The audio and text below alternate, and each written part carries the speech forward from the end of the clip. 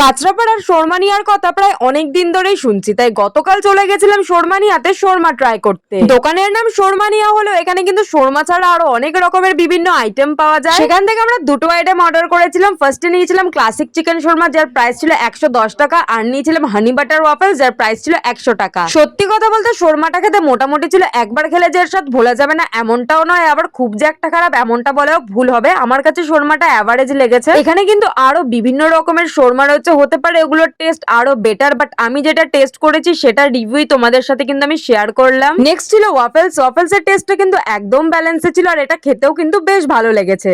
আচ্ছা দিদি, তোমাদের দোকানের লোকেশনটা কোথায়? আমাদের যদি কেউ কাঁচরাপাড়া স্টেশন থেকে আসে তাহলে তোমার নিয়ার জোড়া মন্দির, ইভেন ওখান থেকে বলতে হবে যে আমবাগান মোড়, তাহলেই হবে। আর যদি কেউ বাগমোড় থেকে আসে তাহলে তো তার ডাইরেক্ট আমবাগান মোড়ই পড়বে, মানে শাহ টেক্সটাইলের পাশে। যারা না চেনে তাদের জন্য এই উদ্দেশ্য বলা, শাহ টেক্সটাইলের পাশে। আচ্ছা, রোজ খোলা থাকছে? ডেলি খোলা আছে।